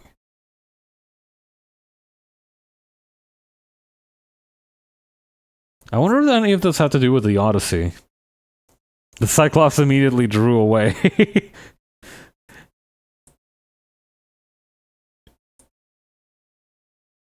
What else we got around here? Black youngsters performing on an empty lot at 544 South Princeton Avenue on Chicago's South. Hell yeah. An open-air fashion and talent show presented by the New Between the Tracks Council, a community block group. It is one of many block clubs and community groups organized to help youngsters do their thing during a special weekend programs and empty lots in the black communities. Nice. John H. White's photographs of a black Chicago for Documerica. This collection seems fascinating. This is a really good photograph. Hang on, I'm gonna grab this one.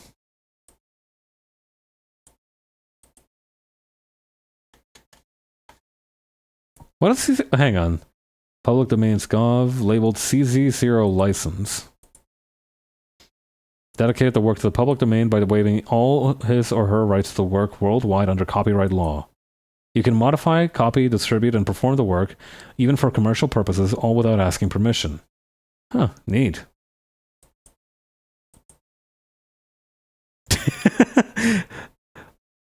Yeah, flex!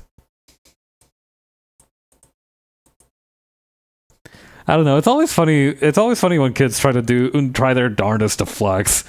I remember doing that as a kid a lot, and it always got laughs. Tsuba made of iron with 3 arrowheads and open work detail. Yo, this is from a katana. Yo! Photographs of Japanese sword guards. Fuck yeah, dude! Hell yeah! Tsuba made of iron, inlaid in silver and gold with a large millipede, on the other side of the setup ridge. Yo! Fuck yeah! Oh man.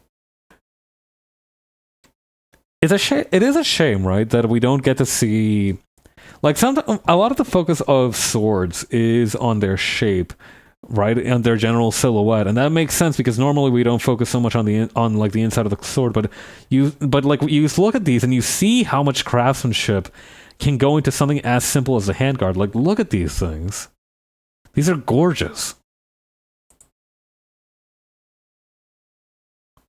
Tsuba made of shibuichi. 6 slanted bamboo poles arranged with gold-plated hoop.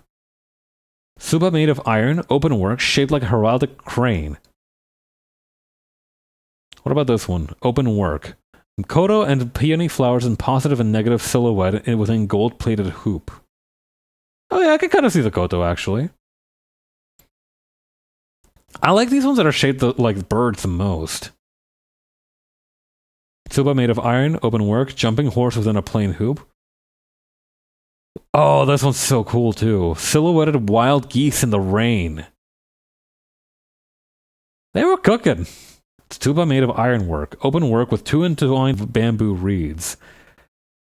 These are nuts. Daisha Tsuba made of iron with open work round muscles, gold inlaid details.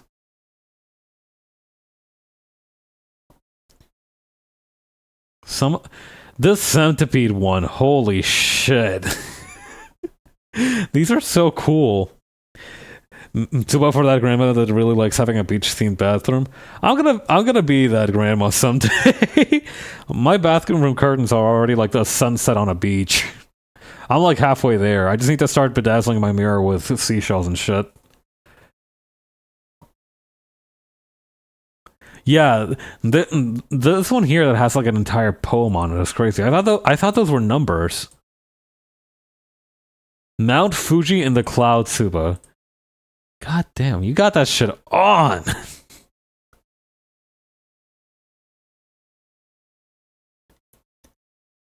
Tsuba made of yellow bronze with silver inlaid grid pattern, a large butterfly in high relief made from shakudo.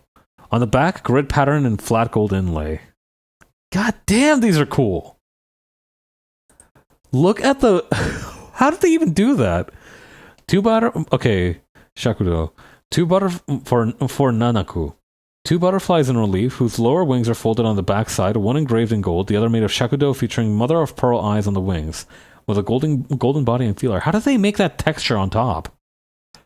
Someone somewhere with maybe too much money has turned a Tsuba into a light switch cover. That would be crazy work. It's like those people who have like an umbrella that has like a handle that looks like a katana.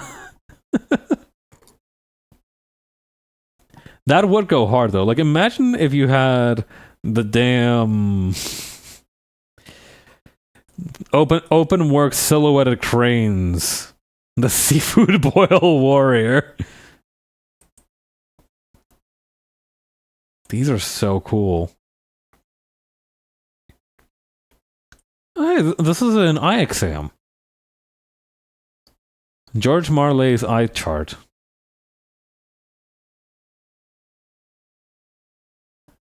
It's a work of a German optometrist and American Optometric Association member George Meyer, who was working in San Francisco at the end of the 19th century, just when optometry was beginning to professionalize. This is an awesome website. I'm glad that I took the time to visit it.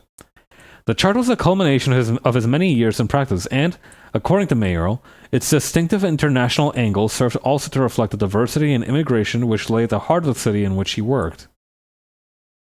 Huh. And that makes... I mean, actually, this makes no sense, because... like, what would you call... I mean, I understand the ideal of it, but like you tell one guy like, hey, what's this? That's an E. That's a U. That's an I. This row here is Japanese, so I don't know how that's pronounced in Japanese. I think in Chinese this is pronounced as gong. I know this one here is zhong, but I don't remember this one here. This is in Cyrillic and this is in Hebrew, I think. Cool. Snow Crystal 4. Photographs by Wilson Alwyn Snowflake Bentley. One of the first known photographs of snowflakes. Oh, these are real snowflakes. Sheesh.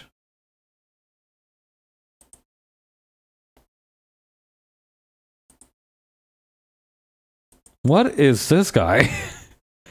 Technic by Minya Diaz Turkup.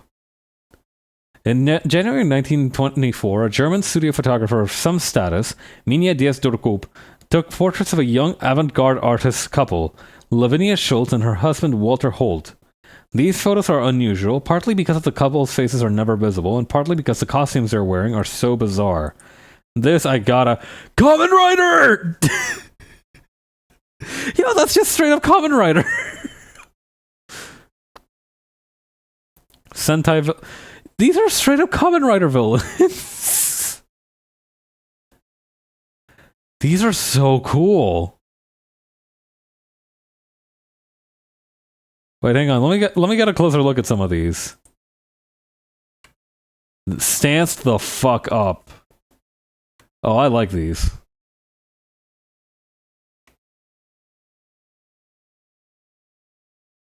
These are really nice.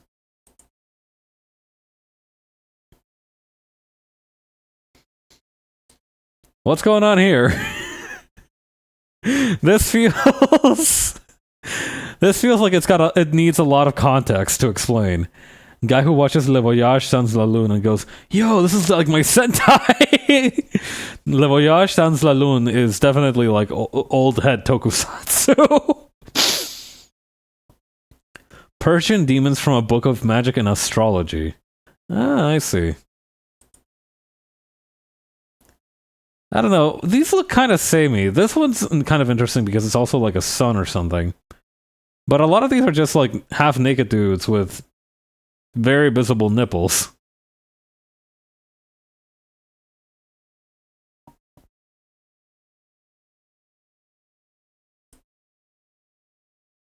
Kind of goated.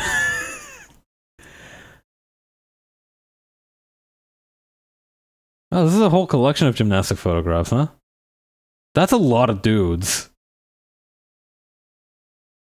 German Turner Festival in Frankfurt. Oh, it's a festival. It reminded me of those you know how in old martial arts flicks they'll show a bunch of people training in a courtyard all practicing the same move at once? Very similar idea.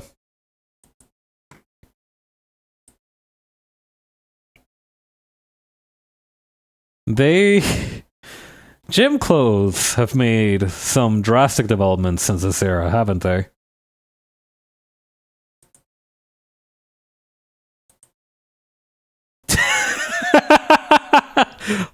Dudes rock.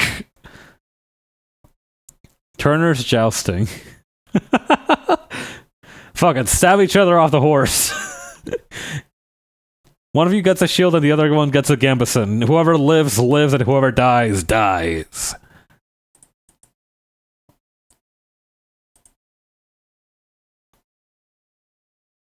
Turner on the parallel bars with Spotter.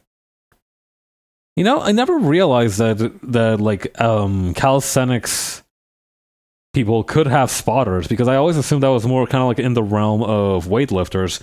But it actually makes a lot of sense. If you want a buddy to make sure that you don't hurt yourself while you're on the bars, you know, you're free to get somebody to help you out there. Hell yeah, the pistol squad. Huh, this pommel horse routine is looking a little different.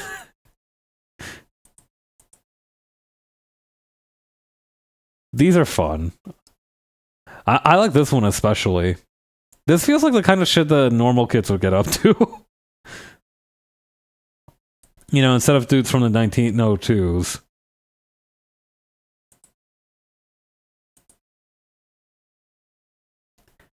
This one is awesome. I really like this one. I don't... the poses especially are really cool. Theseus fighting the centaur. I thought they were dancing.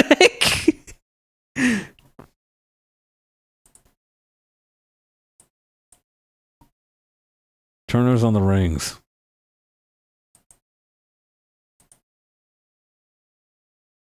Texas Jack, this one says. Wow, it even says like Texas Yak.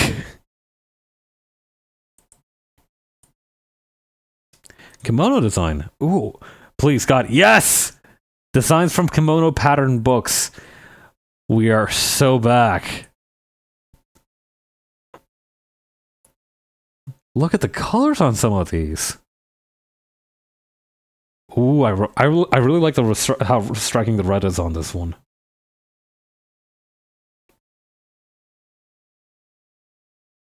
This one is very strong as well. The spiral patterns especially.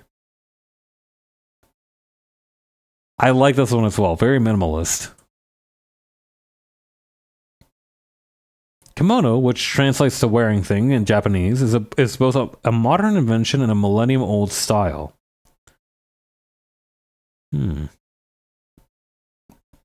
These particular books were printed following a late 19th century boom in Kyoto kimono production, for use as guides by both consumers and designers. As Terry Satsuki Milhelp describes in her study of modern kimono, this was an era when the kimono's symbolic association with traditional Japan became explicit, due primarily to the Meiji government relaxing the Edo period's stricter social hierarchy and isolationism. With increasingly porous social and international borders, fashion underwent an upheaval as Western clothing rapidly became a shorthand for modernization. Against this backdrop, the kimono was also modernized, but its modernism presented as tradition. When government officials began to wear suits and uniforms, kimono-clad females emerged as a symbol of cultural continuity and preservers of the nation's sartorial heritage.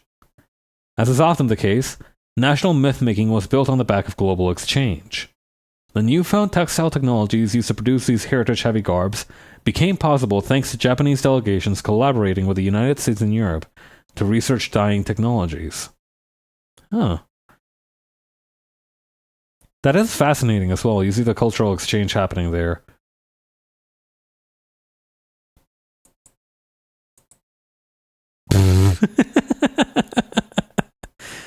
Dopey looking guy.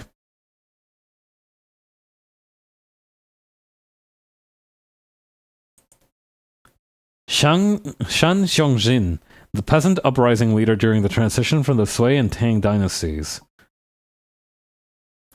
Oh, these are Peking opera characters. Nice! I love Peking opera style masks. This guy looks like he's having a miserable time with it, though.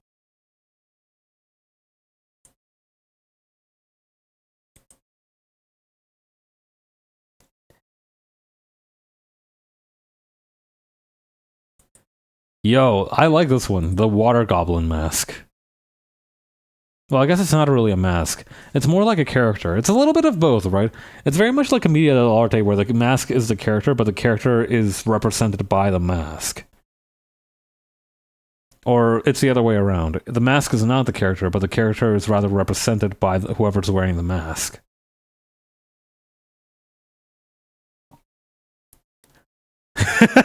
Wait, this guy's doing the Vegeta pose. He's doing that pose that all Dragon Ball characters do before they receive a round ass kicking.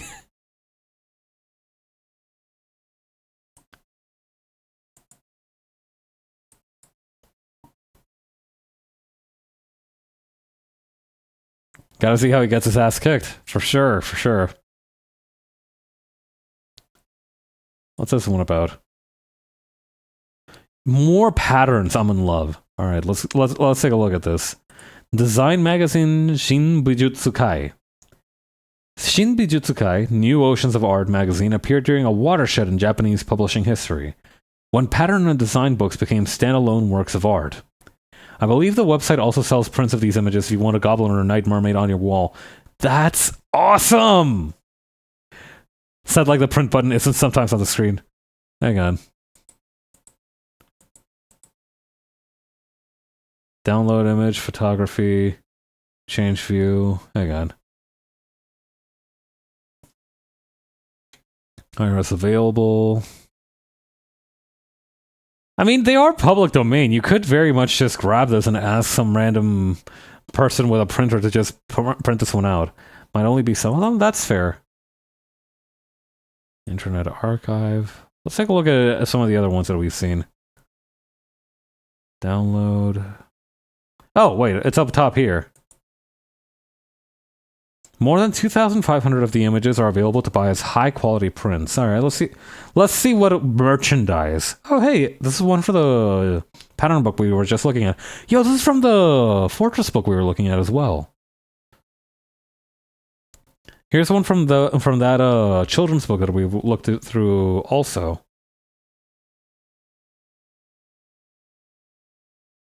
Yo!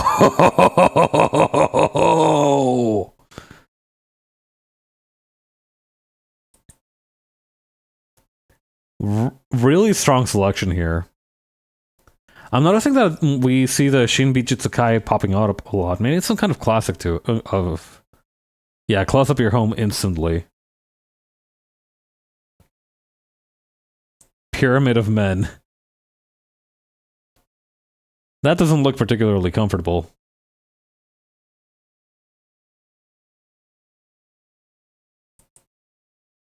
What's this one about? The 12 Houses.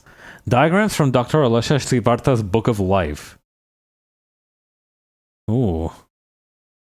Book of Life. The Spiritual and Physical Constitution of Man. Dr. Alesha Sivarta's enigmatic 1898 works expounds his unique blend of science, sociology, mysticism, and religion. A spiritual teaching which apparently attracted the attention of Mark Twain, among others. Damn. Sivarta was clearly a man bursting at the seams with an abundance of complex and esoteric ideas. What an awesome description to have. And while in written form this might translate into somewhat dense and bamboozling prose, visually it gave birth to a series of superbly intricate and striking diagrams. I'll say. So it says it's got to be palmistry, right? Very cool.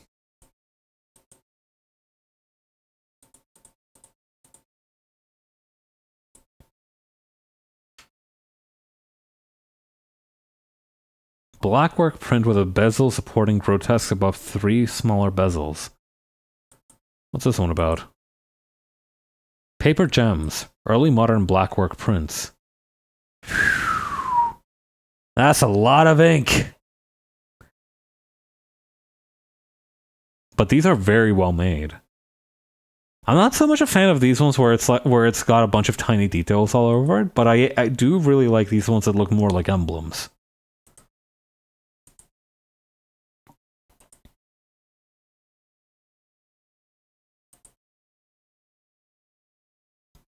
The first Japanese pattern books, colorless wood block material manuals known as Hinagata Bon, were created in the 1660s, when political stability and a bullish economy fostered an expansion in fashion and a desire for voguish textiles. Alright. Artists traveling aboard on government grants encountered Art Nouveau and Japonisme, the Western European fondness for a mediated Japanese aesthetic. We found the ancient word for being a weeaboo, the Japonisme, which they in turn folded back into domestic patterns, forging originality through the prism of cross-cultural pollination. Emboldened by innovations in book production, such as newfound color printing capabilities, and seeking to keep pace with developments in manufacturing, the Unsoto and Unkindo publishing houses began to collaborate with artists to print a type of book known as Wancho, featuring designs for textiles, lacquerware, screens, ceramics, and other crafts. Some of these were meant as source books for artisans, but others were conceived as beautiful objects to be enjoyed for their own sake. Nice! And these are quite lovely. Oh, none of them really jump out at me. They all have a very peaceful flow to them, though. Maybe that's why I don't find one that's particularly striking. They all have, like, this very... Even the ones with the sharp corners, it feels very much like it's part of, like, a flowing pattern. This one is very chaotic, though.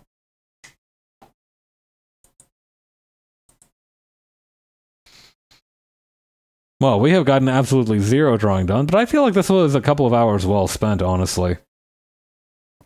I think we might wrap things up here for today.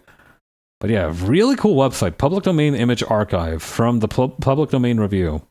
If you have a chance, please check it out. In the meantime, let's see who all is streaming, actually. I don't know who may or may not be... Oh, Zed is doing some art. Alright, let's go say hi to Zed. Alright, in the meantime, I really appreciate everybody who stopped by. I think the next stream is on Saturday, where we'll be picking up Bloodstained again, hopefully for the last time. And on Sunday, we'll have another art stream. A proper one this time. Promise. Alright, I'll send you over to Zed. Talk to you later. Thanks for stopping by.